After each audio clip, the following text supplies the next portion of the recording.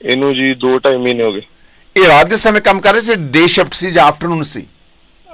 ਡੇ shift ਸੀ, morning 6 ਵਜੇ ਤੋਂ ਸ਼ੁਰੂ ਹੁੰਦੇ। 6 ਵਜੇ ਤੋਂ ਲੈ ਕੇ ਅਪਰਾਧ ਜੀ ਕਿੰਨੇ ਵਜੇ ਤੱਕ? 2 ਵਜੇ ਤੱਕ। ਹਾਂਜੀ। Oh that's not right. So Sahiba note ਕਰੋ ਕਿ ਮੈਨੇਜਮੈਂਟ ਉਸ ਵੇਲੇ ਫਰਾਰ ਹੋ ਜਾਂਦੀ ਹੈ, ਜਦਕਿ ਮੈਨੇਜਮੈਂਟ ਜਿਹੜੀ ਫੈਕਟਰੀ ਦੇ ਸੁਪਰਵਾਈਜ਼ਰ ਹੈ ਜਾਂ ਇੰਨੀ ਦੂਰ ਬੈਠੇ ਕਿਸ ਹਾਲਤ ਚ ਚਲਾ ਗਿਆ ਤੇ ਵੈਰੀ ਡਿਫਿਕਲਟ। ਗੱਲ ਕਰਨ ਜਾ ਰਹੇ ਹਾਂ ਔਰ ਤੁਸੀਂ ਮੈਨੂੰ ਆਗੇ ਦਿਓਗੇ, ਟੈਲੀਕਾਸਟ ਬ੍ਰੌਡਕਾਸਟ ਕੀਤੀ ਜਾਵੇਗੀ ਆਪਣੀ ਇੰਟਰਵਿਊ। ਆਗੇ ਹੈ ਜੀ।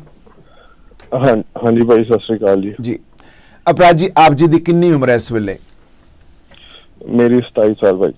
ਆਪ ਜੀ ਕਦੋਂ ਕੈਨੇਡਾ ਚ ਪ੍ਰਵੇਸ਼ ਕੀਤਾ? ਮੈਨੂੰ ਸਰ 2 ਸਾਲ ਹੋ ਗਏ। 2 ਸਾਲ ਹੋਏ। ਆਪ ਜੀ ਐਜੂਕੇਸ਼ਨ ਲੈਣ ਆਏ ਹੋ? ਹਾਂਜੀ। ਠੀਕ। ਜਿਸ ਅਸੀਂ ਗੱਲ ਕਰਨ ਜਾ ਰਹੇ ਹਾਂ ਸਾਹਿਲਪ੍ਰੀਤ ਦੀ, ਇਹ ਵੀ ਆਪ ਜੀ ਦੇ ਪਿੰਡ ਤੋਂ ਹੈ? ਹਾਂਜੀ, ਮੇਰਾ ਕਜ਼ਨ ਹੈ ਜੀ, ਚਾਚਾ ਜੀ ਦਾ ਬੇਟਾ। ਚਾਚਾ ਜੀ ਦਾ ਬੇਟਾ ਹੈ। ਸਾਹਿਲਪ੍ਰੀਤ ਦੇ ਪਿਤਾ ਜੀ ਦਾ ਨਾਮ? ਉਹਨਾਂ ਦੇ ਪਿਤਾ ਜੀ ਅਪਰਾਧ ਜੀ ਆਵਾਜ਼ ਨਹੀਂ ਆ ਰਹੀ। ਹਾਂਜੀ, ਇਹਨਾਂ ਦੇ ਪਿਤਾ ਜੀ ਦਾ ਨਾਮ ਮਨਜੀਤ ਸਿੰਘ ਜੀ। ਮਨਜੀਤ ਸਿੰਘ ਠੀਕ ਠਾਕ ਨੇ? ਮਨਜੀਤ ਸਿੰਘ ਹਾਂਜੀ, ਕੱਲਾ ਪੁੱਤਰ ਜਾਂ ਪੁੱਤਰ ਦੇ ਜਾਣ ਤੋਂ ਬਾਅਦ ਤੁਹਾਨੂੰ ਪਤਾ ਪਿਓ ਕਿਸ ਹਾਲਤ ਚ ਹੋ ਸਕਦਾ। ਅਪਰਾਧ ਜੀ, ਮਨਜੀਤ ਇਹਨਾਂ ਦੇ ਫਾਦਰ ਨੇ ਸਾਹਿਲਪ੍ਰੀਤ ਦੇ, ਤੇ ਮਦਰ ਦਾ ਨਾਮ ਕੀ ਹੈ? ਮਦਰ ਦਾ ਨਾਮ ਜੀ ਰਾਜਵਿੰਦਰ ਕੌਰ। ਰਾਜਵਿੰਦਰ ਕੌਰ। ਇਹ ਕੈਨੇਡਾ ਵਿੱਚ ਕਦੋਂ ਆਏ? ਕਿੰਨੇ ਮਹੀਨੇ ਪਹਿਲਾਂ ਆਏ ਸੀ ਰਾਜਵਿੰਦਰ ਤੇ ਮਨਜੀਤ ਸਿੰਘ? ਮਨਜੀਤ ਦੀ ਕਿੰਨੀ ਉਮਰ? ਸੌਰੀ, ਆਪਣੇ ਸਾਹਿਲ ਦੀ ਕਿੰਨੀ ਉਮਰ? ਮਾਫ ਕਰਨਾ। ਸਾਹਿਲ ਦੀ ਉਮਰ ਜੀ 20 ਸਾਲ। ਤੁਹਾਡੀ ਆਵਾਜ਼ ਥੋੜੀ ਸਾਫ਼ ਨਹੀਂ ਆ ਰਹੀ, ਮੈਨੂੰ ਸਾਫ਼ ਆਵਾਜ਼ ਦਿਓ ਕਿ ਸਪੀਕਰ ਨੂੰ ਆਫ ਕਰ ਲਓ। ਹਾਂਜੀ, 20 ਸਾਲ ਦੀ ਉਮਰ। ਹਾਂ, ਹੈਡਫੋਨ ਦੀ ਵਰਤੋਂ ਨਾ ਕਰੋ। 20 ਸਾਲ ਦੀ ਉਮਰ ਵਿੱਚ ਆਪਣੀ ਮਾਤਾ ਜੀ ਦੇ ਨਾਲ ਇੱਥੇ ਆਉਂਦਾ, ਤਾਂ ਇਹਨਾਂ ਦੇ ਫਾਦਰ ਇੰਡੀਆ ਨੇ, ਉਹ ਨਹੀਂ ਨਾਲ ਆਏ? ਨਹੀਂ, ਉਹ ਨਹੀਂ ਜੀ ਆਏ। ਆਈ ਸੀ। ਸੋ ਇਹ ਆਪਣੀ ਮਾਤਾ ਜੀ ਦੇ ਨਾਲ ਕੈਨੇਡਾ ਵਿਜ਼ਟਰ ਆਏ ਸੀ, ਫਿਰ ਸੈਰ ਕਰਨਾ ਸੀ ਜਾਂ ਫਿਰ ਸਟੂਡੈਂਟ ਸੀ? ਇਹ ਵਿਜ਼ਟਰ ਹੀ ਆਏ ਸੀ ਵੈਸੇ। ਇਹ ਵਿਜ਼ਟਰ ਆਏ ਕਿਹੜੇ ਮਹੀਨੇ ਆਏ ਇੱਥੇ ਕੈਨੇਡਾ ਚ? ਇਸੇ ਸਾਲ ਹੀ ਮਈ ਚ ਆਏ। ਮਈ ਮਹੀਨੇ ਵਿੱਚ ਆਏ। ਹਾਂਜੀ। ਸੈਰ ਕਰਨ ਦਾ ਇਹਨਾਂ ਨੂੰ ਵੀਜ਼ਾ ਮਿਲ ਗਿਆ ਤੇ ਇਹ ਆ ਗਏ। ਤਾਂ ਇਹਨਾਂ ਦੇ ਮਾਤਾ ਜੀ ਕਦੋਂ ਵਾਪਸ ਗਏ ਇਹਨਾਂ ਨੂੰ ਛੱਡ ਕੇ? ਉਹ ਜੀ 1 ਮਹੀਨੇ ਬਾਅਦ ਵਾਪਸ ਚਲੇ ਗਏ। ਅੱਛਾ, ਜੂਨ ਵਿੱਚ ਚਲ ਜਾਂਦੇ ਵਾਪਸ? ਹਾਂਜੀ। ਤੇ ਇਹਨਾਂ ਨੂੰ ਨਾਲ ਨਹੀਂ ਲੈ ਕੇ ਗਏ? ਨਹੀਂ, ਮੁੰਡਾ ਫਿਰ ਜੀ ਆਂਦਾ ਵੀ ਮੈਂ ਜਿੱਦਾਂ ਪਿੱਛੇ ਘਰ-ਬਾਰ ਹਿਸਾਬ ਦਾ ਹੀ, ਕਹਿੰਦਾ ਮੈਂ ਫਿਊਚਰ ਇੱਥੇ ਸੈੱਟ ਕਰ ਸਕਦਾ, ਸ਼ਾਇਦ ਇਹੋ ਸੁਪਨੇ ਲੈ ਕੇ ਆਇਆ। ਐਸੀ ਚਲੋ ਮੈਂ ਕੈਨੇਡਾ ਚਲ ਜਾਊਂਗਾ, ਆਪਣੀ ਜ਼ਿੰਦਗੀ ਨੂੰ ਬਣਾ ਲੂੰਗਾ। ਘਰ ਦੇ ਹਾਲਾਤ ਹਰ ਕਿਸੇ ਤੁਹਾਨੂੰ ਪਤਾ ਕਿਹੋ ਜਿਹੇ ਨੇ, ਔਰ ਮਜਬੂਰੀ ਦਾ ਨਾਮ ਸ਼ੁਕਰੀਆ। ਸੋ ਇਹ ਬੱਚਾ ਫਿਰ ਰਹਿ ਜਾਂਦਾ ਤੇ ਮਾਤਾ ਜੀ ਛੱਡ ਕੇ ਚਲੇ ਜਾਂਦੇ ਨੇ, ਤੇ ਬੱਚਾ ਫਿਰ ਇੱਥੇ ਹਾਲੇ ਵਰਕ ਇਹਨਾਂ ਕੋਲ ਵਿਜ਼ਟਰ ਵੀਜ਼ਾ ਹੋਵੇਗਾ। ਹਾਂਜੀ। ਆਈ ਸੀ। ਸੋ ਇਹ ਫਿਰ ਕੰਮ ਕਿੱਥੇ ਕਰਨ ਲੱਗੇ ਆਣ ਕੇ? ਇਹ ਮੈਕਸ ਸਾਈਕਲ ਕੰਪਨੀ ਆ, ਡਿਕਸੀ ਅਰੰਡਾ ਤੇ। ਡਿਕਸੀ ਅਰੰਡਾ ਤੇ ਫੈਕਟਰੀ ਦਾ ਨਾਮ ਕੀ ਹੈ? Max cycle. ਸਿੰਘ ਸਾਹਿਬ, ਮੈਂ ਚਾਹੁੰਦਾ ਕਿ ਮੈਨੂੰ ਸਮਝਾਇਓ ਕਿਹੜੀ ਕੰਪਨੀ ਨਾਮ ਕੀ ਹੈ? ਜੀ ਬਾਈ ਜੀ, ਕੀ ਨਾਮ ਹੈ ਜੀ ਕੰਪਨੀ ਦਾ ਇਸਦਾ? Next cycle. ਨੈਕਸ ਸਾਈਕਲ ਕਹਿ ਰਹੇ ਨੇ ਜੀ। ਕੁਛ ਸਪੈਲਿੰਗ ਕੀ ਹੈ? NEX ਦੁਬਾਰਾ ਬੋਲੋ। ਨੈਕਸ ਬਸ NEX ਸਾਈਕਲ। CYCLE। ਔਰ ਸਾਈਕਲ। ਹਾਂਜੀ। ਇਹ ਕੀ ਮੈਨੂਫੈਕਚਰ ਕੀ ਹੈ ਇਸ ਕੰਪਨੀ ਚ? ਇਹ ਸਰ ਰੀਸਾਈਕਲ ਕਰਦੇ ਆ ਸਮਾਨ ਸਾਰਾ, ਜਿੰਨਾ ਵੀ ਆ ਕੈਨ ਵੇਸਟ ਜਾਂ ਕੋਈ ਵੀ ਮੈਟਲ ਦਾ ਵੇਸਟ ਉਹ ਕਰਦੇ ਆ ਰੀਸਾਈਕਲ। ਮਤਲਬ ਇਹ ਜਿਹੜੇ ਟੁੱਟੇ ਫੱਟੇ ਮੈਟਲ ਦੀਆਂ ਚੀਜ਼ਾਂ ਨੇ ਉਹਨਾਂ ਨੂੰ ਇਹ ਸਕ੍ਰੈਚ ਨੂੰ, ਹਾਂਜੀ, ਆ ਜਿੰਨਾ ਬੀਅਰ ਜਾਂ ਕੋਕ ਦੇ ਕੈਨ ਇਹ ਸਾਰੇ ਰੀਸਾਈਕਲ ਕਰਦੇ ਆ। ਠੀਕ ਹੈ, ਮੈਂ ਸਮਝ ਗਿਆ। ਸੋ ਇਹ ਮਸ਼ੀਨ ਨੂੰ ਆਪਰੇਟ ਕਰਦਾ ਸੀ? ਹਾਂਜੀ। ਸੋ ਇਹ ਫਿਰ ਏਜੰਸੀ ਨਾਲ ਹੀ ਕੰਮ ਤੇ ਜਾਂਦਾ ਸੀ? ਇਹਨਾਂ ਨੂੰ ਆਗਿਆ ਸੀ ਕੰਮ ਕਰਨ ਦੀ, ਜਾਂ ਫਿਰ ਜਿਸ ਤਰ੍ਹਾਂ ਆਮ ਲੋਕ ਇੱਥੇ ਆਣ ਕੇ ਕੰਮ ਕਰਨ ਲੱਗ ਪੈਂਦੇ ਆ? ਉਹ ਸਰ ਜਿੱਦਾਂ ਆਮ ਲੋਕ ਹੁਣ ਜੇ ਲਿਵਿੰਗ ਇੱਥੇ ਚਲਾਉਣੀ ਆ, ਤੁਹਾਨੂੰ ਪਤਾ ਐਕਸਪੈਂਸ ਇੰਨਾ ਜ਼ਿਆਦਾ। ਆਈ ਅੰਡਰਸਟੈਂਡ ਹੈ ਕਿ ਮਤਲਬ ਇਹ ਏਜੰਸੀ ਨਾਲ ਹੀ ਕੰਮ ਤੇ ਗਏ ਆ। ਹਾਂਜੀ। ਏਜੰਸੀ ਦਾ ਨਾਮ ਕੀ ਸੀ?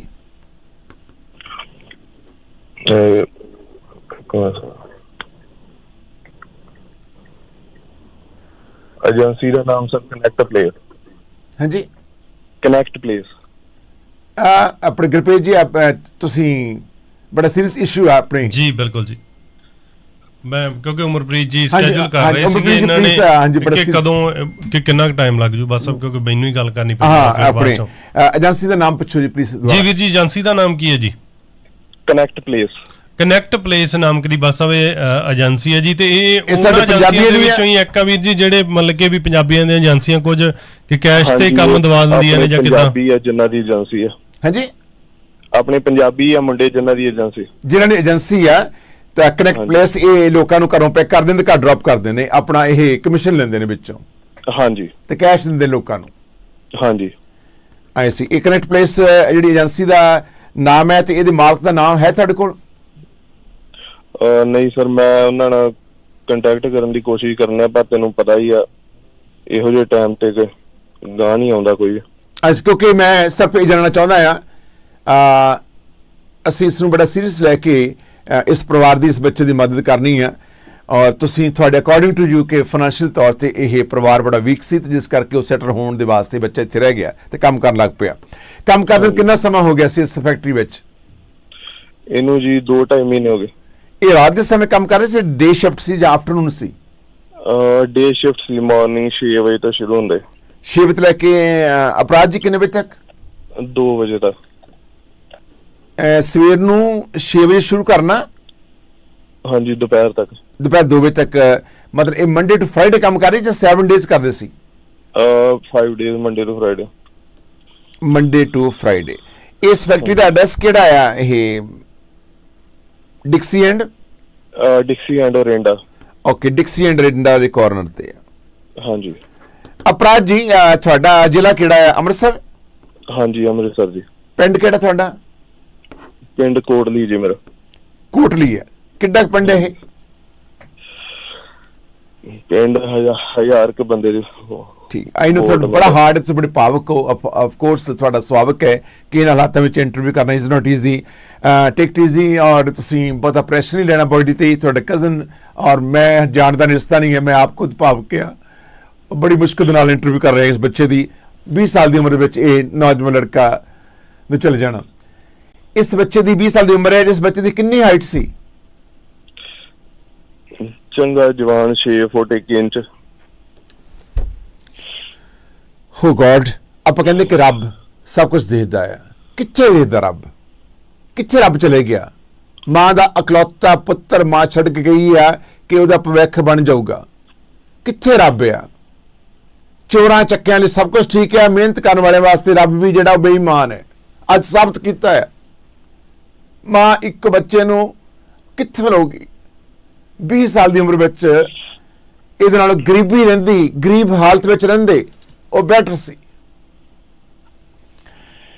ਹੋ ਗॉड, ਅਪਰਾਧ ਜੀ ਕਿੰਨੇ ਵਜੇ ਕੱਲ ਇਹ ਰੱਬ ਨੂੰ ਪਿਆਰੇ ਹੋ ਗਏ? ਕਿਵੇਂ ਇਹ ਐਕਸੀਡੈਂਟ ਵਾਪਰਿਆ? ਕਿਵੇਂ ਇਹ ਮਸ਼ੀਨ ਦੀ ਲਪੇਟ ਵਿੱਚ ਆਏ? ਕਿੰਨੇ ਵਜੇ ਆਏ ਕੱਲ? ਇਹ ਸਵੇਰੇ 6 ਵਜੇ ਗਿਆ ਕੰਮ ਤੇ। ਮਸ਼ੀਨ ਆਪਰੇਟ ਕਰਦਾ ਜਿੱਦਾਂ ਜੀ। ਸਵੇਰੇ 7:30 ਵਜੇ ਦਾ ਟਾਈਮ ਸੀ।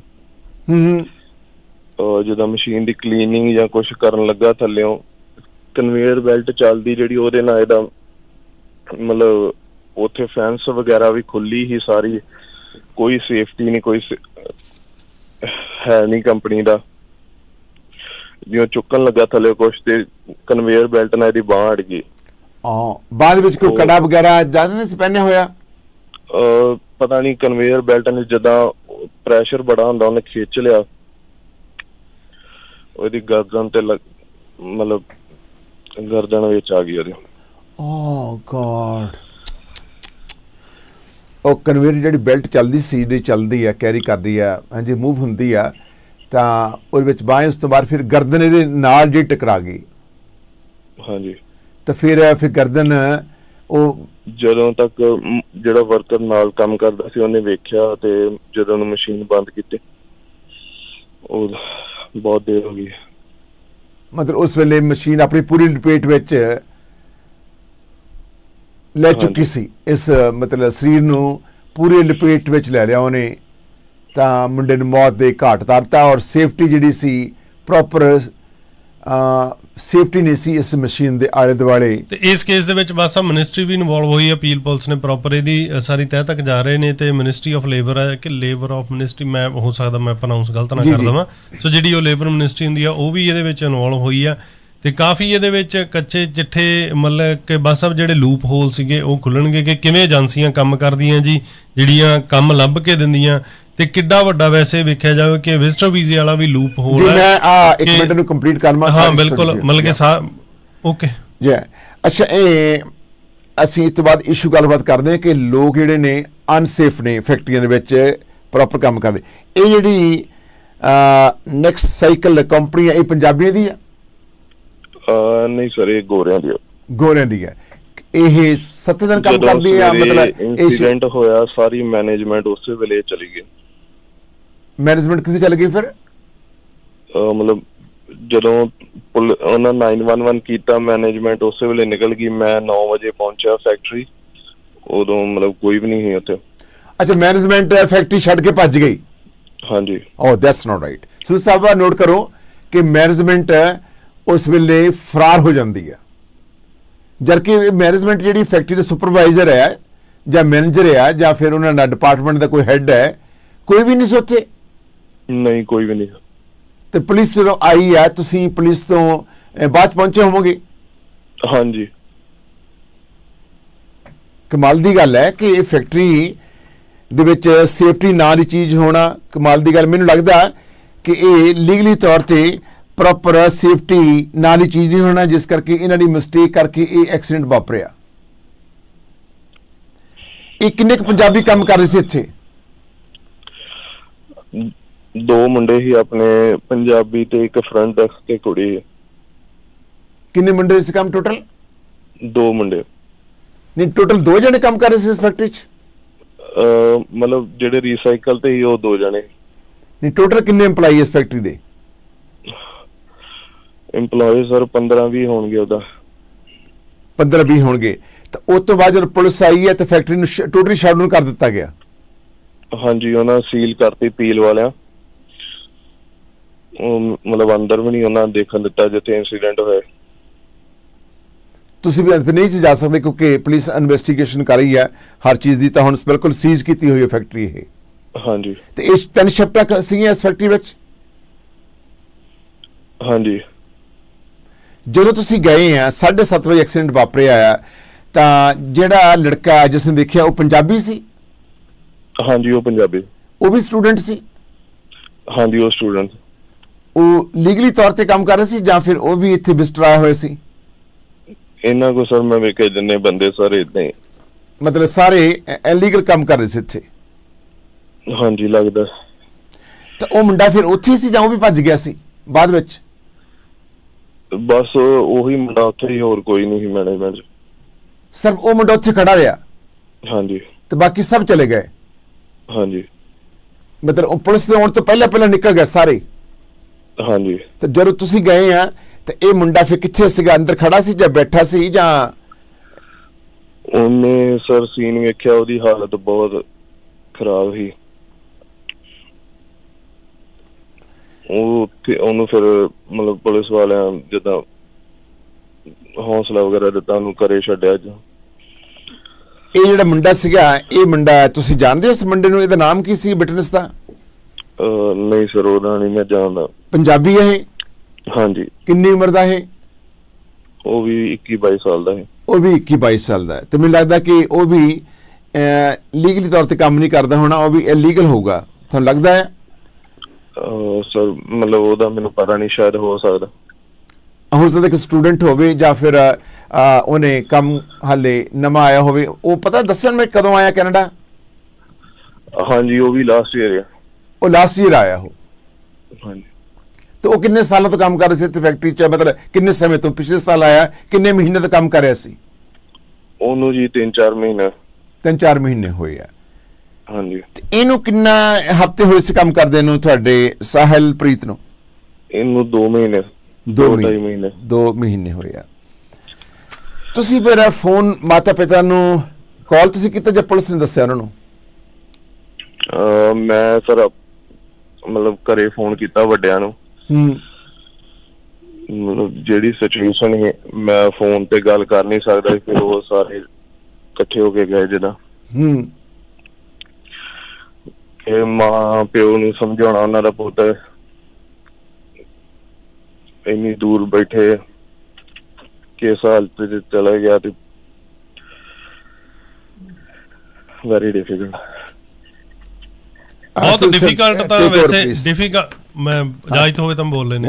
ਮੈਂ ਐਕਚੁਅਲੀ ਬਹੁਤ ਸਟ੍ਰੈਸ ਵਿੱਚ ਟੇਕ ਓਵਰ ਕਰੋ ਪਲੀਜ਼। ਉਮਰਪ੍ਰੀਤ ਜੀ ਇੱਕ ਐਂਬੂਲੈਂਸ ਪਲੀਜ਼ ਕਾਲ ਕੀਤੀ ਜਾਵੇ, ਡਾਕਟਰ ਪਾਣੀ ਬੱਸ ਸਾਹਿਬ ਨੂੰ ਪਲੀਜ਼ ਫੜਾਇਆ ਜਾਵੇ।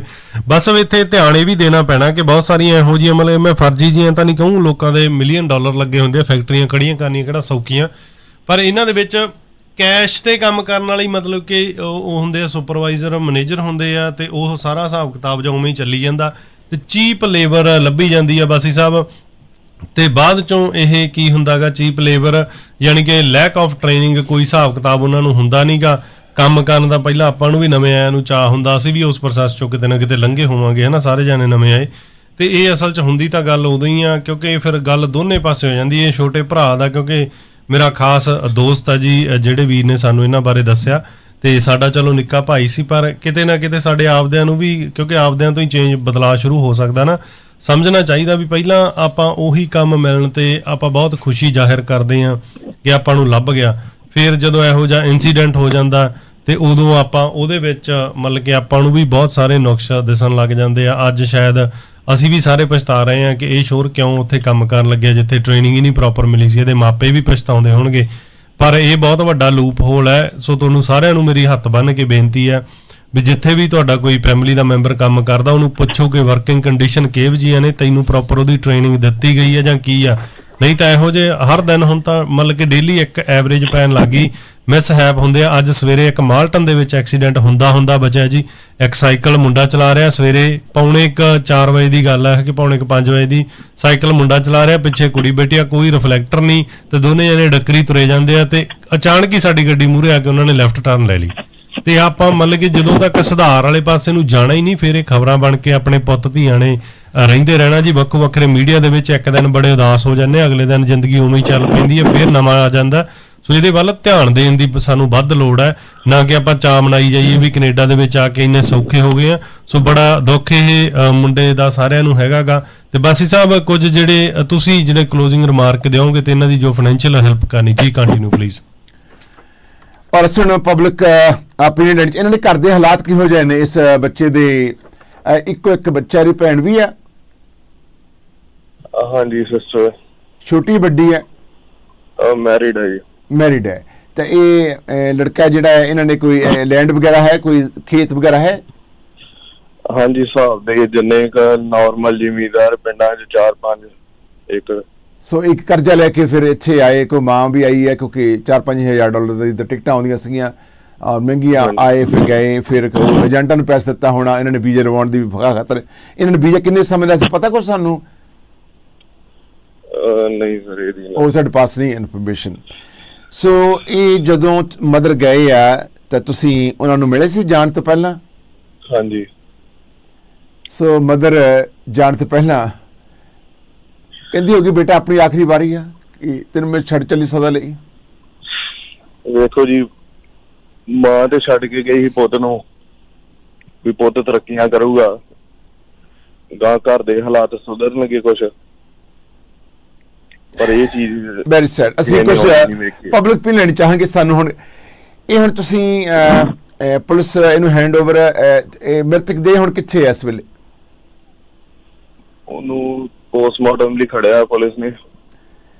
ਓਕੇ ਸੋ ਤੁਸੀਂ ਮੈਂ ਤੁਹਾਨੂੰ ਇੱਕ ਨੰਬਰ ਦੇਵਾਂਗਾ ਇੰਦਰਜੀਤ ਬਲ ਸਾਹਿਬ ਦਾ, ਸੋ ਉਹ ਮੈਨੇਜ ਸਾਰਾ ਕੁਝ ਕਰਨਗੇ। ਤੁਸੀਂ ਵੀ ਇਸ ਮ੍ਰਿਤਕ ਦੇ ਨੂੰ ਭੇਜੋਗੇ ਇੰਡੀਆ ਜਾਂ ਤੁਹਾਡਾ ਕੀ ਪਲਾਨ ਕੀ ਹੈ? ਮਾਂ ਬਾਪ ਕੀ ਚਾਹੁੰਦੇ ਨੇ? ਮਾਂ ਬਾਪ ਤੇ ਹੁਣ ਇਹੋ ਹੀ ਚਾਹੁੰਦੇ ਵੀ ਬਸ ਪੁੱਤ ਵਾਪਸ ਆ ਜਾਏ ਸਾਡਾ ਜਿੱਦਾਂ ਵੀ ਹੈਗਾ। ਠੀਕ ਹੈ ਜੀ, ਮੈਂ ਤੁਹਾਡੇ ਨਾਲ ਵਾਅਦਾ ਕਰਦਾ ਕਿ ਇੰਦਰਜੀਤ ਸਿੰਘ ਸਰਾਜ, ਇੰਦਰ ਸਿੰਘ ਬਲ ਸਾਹਿਬ ਜਿਨ੍ਹਾਂ ਦਾ ਫਿਊਨਰਲ ਹੋਮ ਵੀ ਹੈ, ਔਰ ਤੁਸੀਂ ਇੱਕ ਨੰਬਰ ਤੁਹਾਨੂੰ ਲਿਖਾਉਂਦੇ ਆ, ਕਾਲ ਕਰਨਾ, ਸਾਰਾ ਕੁਝ ਉਹ ਮੈਨੇਜ ਕਰਨਗੇ।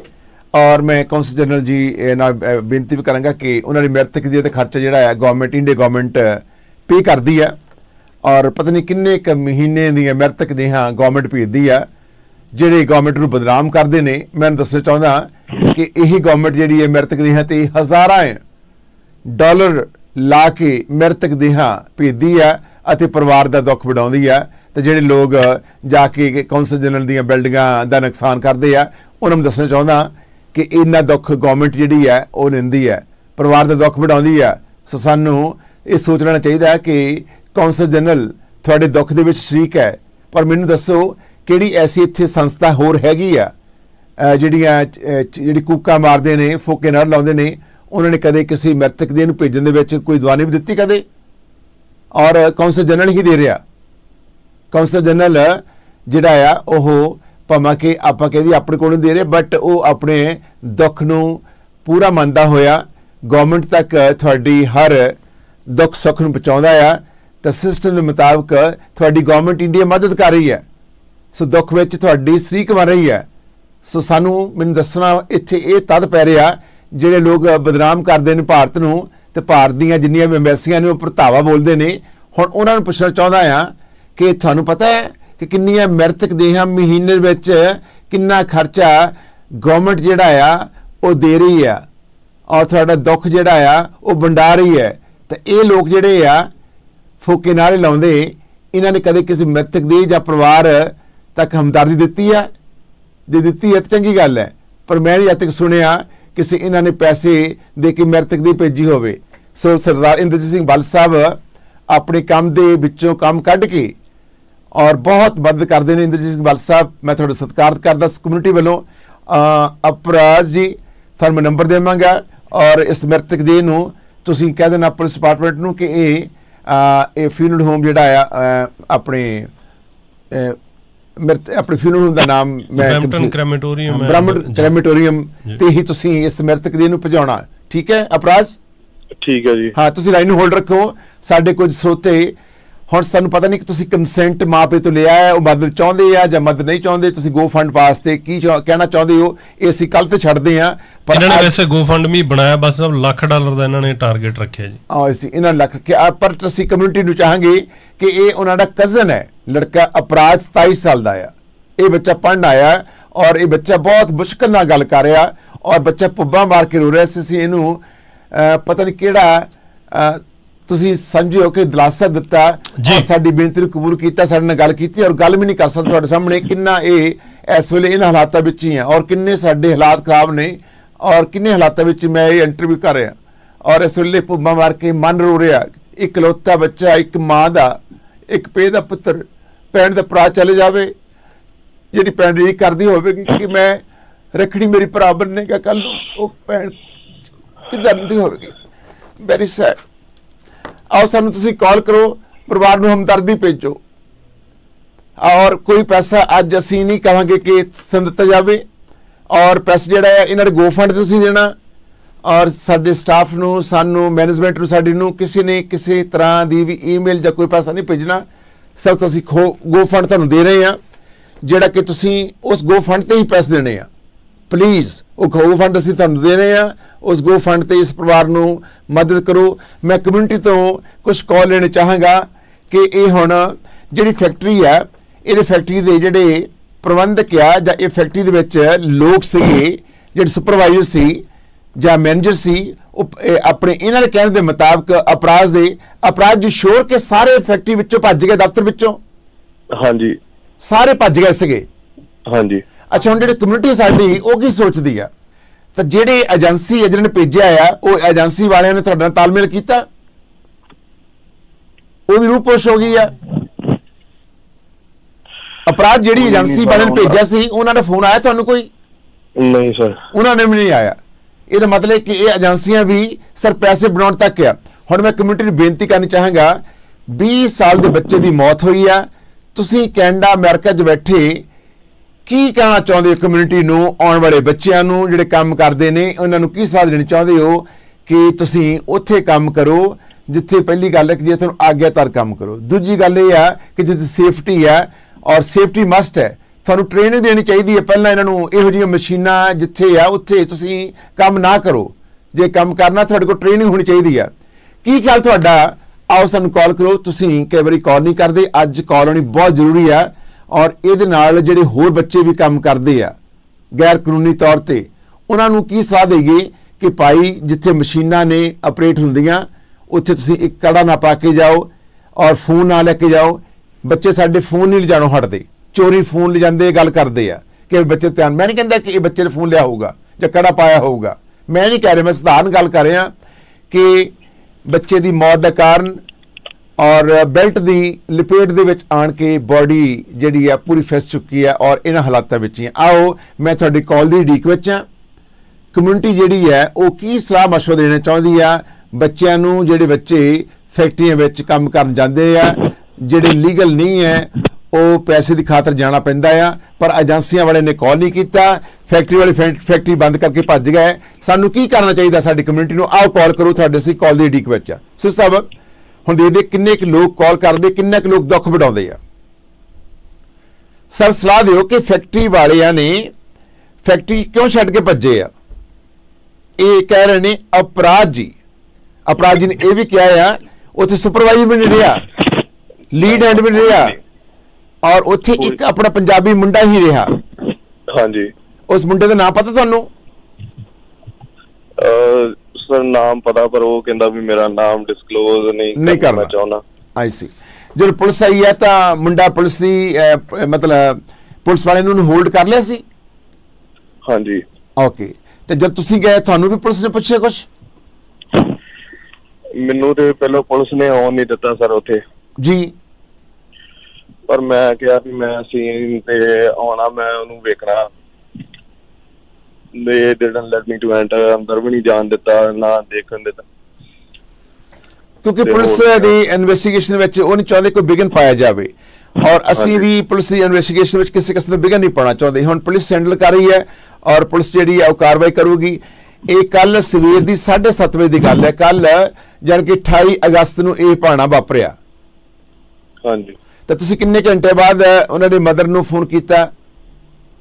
ਸਿਰਫ ਇਹਨਾਂ ਦੇ ਪਿੰਡ ਦਾ ਮਾਹੌਲ ਜਾਣਨ ਵਾਸਤੇ ਕਾਲ ਕਰੋਗੇ ਪੰਜਾਬ ਜੀ। ਹੁਣ ਮੈਂ ਕਮਿਊਨਿਟੀ ਨੂੰ ਬੇਨਤੀ ਕਰਨੀ ਚਾਹਾਂਗਾ ਕਿ ਸਾਨੂੰ ਤੁਸੀਂ ਕਾਲ ਕਰੋ ਕਿ ਇਹ ਫੈਕਟਰੀ ਦੇ ਮਾਲਕ ਜਿਹੜੇ ਵੀ ਆਪਰੇਟ ਕਰਨ ਦੇ ਉਸ ਸਮੇਂ ਸ਼ਿਫਟ ਦੇ ਇੰਚਾਰਜ ਸੀਗੇ, ਉਹ ਭੱਜ ਕਦੋਂ ਗਏ ਆ? ਉਹਨਾਂ ਭੱਜਣ ਦਾ ਕਾਰਨ ਕੀ ਆ? ਉਹਨਾਂ ਦੀ ਗਲਤੀ ਹੋਊਗੀ ਜਾਂ ਸੇਫਟੀ ਮੇਜਰ ਉਹਨਾਂ ਨਹੀਂ ਲਏ ਤਾਂ ਹੀ ਕੋਈ ਇਦਾਂ ਕਰ। ਉਹਨਾਂ ਦੇ ਸੇਫਟੀ ਜਿਹੜੇ ਮੇਜਰਮੈਂਟ ਜਿਹੜੇ ਆ ਉਹ ਪ੍ਰੋਪਰ ਨਾ ਹੋਣਗੇ। ਹਾਂਜੀ। ਸੋ ਆਓ ਸਾਨੂੰ ਕਾਲ ਕਰੋ। ਹੁਣ ਦੇਖਦੇ ਹਾਂ ਕਿ ਇਹ ਸਮੱਸਿਆ ਹੈ ਕਿ ਸਾਡੇ ਲੋਕ ਜਿਹੜੇ ਨੇ ਫੋਨ ਨਹੀਂ ਕਰਦੇ, ਪਤਾ ਨਹੀਂ ਲੋਕਾਂ ਨੂੰ ਪ੍ਰੋਬਲਮ ਕੀ ਆ।